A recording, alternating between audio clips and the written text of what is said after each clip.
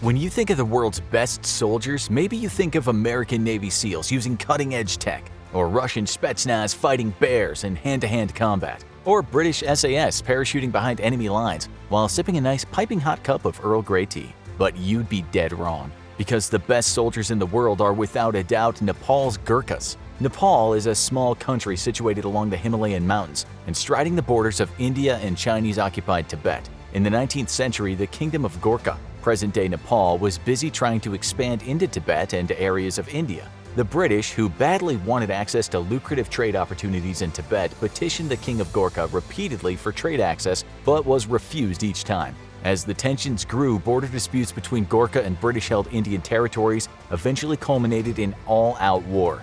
But it was then that the world would learn of the small but mighty Gurkha warriors. Despite being the world's sole superpower having access to greater wealth and better equipment, British forces struggled in their fight against the Gurkhas. The British East India Company, which championed the conflict, suffered massive casualties, and British commanders remarked on the fighting prowess and bravery of the Gurkha soldiers. The Gurkhas were eventually forced to sign a peace deal with the British, but they had more than earned the respect of the British military. So much so, in fact, that one of the stipulations of the peace deal was that Britain would be allowed to recruit from amongst the Gurkhas for its own military. This would start a 2-century-long partnership between the British military and the Gurkha people. To date, around 20,000 Gurkhas have fought and died alongside British troops in conflicts all around the world. But what makes the Gurkhas the best soldiers in the world? First, their simple genetics. Like any alpine people, Gurkha soldiers have a solid genetic advantage over us lowlanders. At such high altitudes, getting enough oxygen to function normally can be difficult for normal people, even if they aren't doing anything particularly strenuous. To overcome the problems with living at such high elevation, Gurkhas have developed a genetic mutation that allows their blood to more efficiently store and transfer oxygen, and their organs are more efficient at using oxygen than those of us who live at lower elevations. Thus, while a normal person might struggle with the thin oxygen atop a mountain, Gurkhas can make better use of that oxygen and not suffer the same debilitating effects. When you move a Gurkha to a normal oxygen environment, their genetic mutation allows them even greater efficiency. This means that on a genetic level, Gurkhas are capable of greater physical fitness than normal people. High stamina and great endurance are their superpower. But that's only part of the story, because another reason Gurkhas are the best soldiers in the world is the incredibly grueling selection process to become one. Living in a country with few opportunities for prosperity, becoming a Gurkha is not just about prestige for the Nepalese youth, it's also about opening the doors to a better future. That's why every year almost 30,000 young Nepalese men compete for a slot in the 200-man recruiting quota, meaning that there's an extremely tough competition for the chance to fight alongside the British military as a Gurkha. The selection process is designed to weed out all but the smartest and toughest of applicants, and it's considered the most brutal in the world. Applicants must run up the Himalayan hills with a wicker basket full of rocks on their back for an hour, and they must be able to do 75 bench jumps in 1 minute and 70 sit-ups in 2 minutes. And that's just to get in.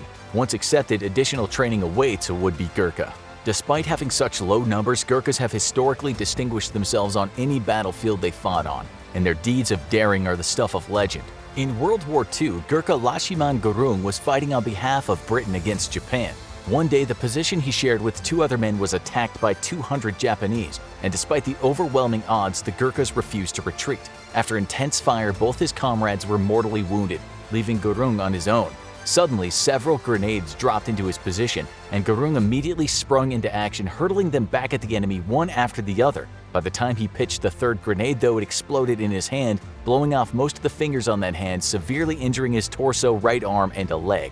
God, however, had seen fit to give Gurung a spare arm. As the Japanese charged his position, sure that Gurung must be dead by now, they were met by steady and accurate rifle fire as Gurung was using his left hand to fire his rifle. Realizing that Gurung was basically indestructible, the Japanese wisely retreated.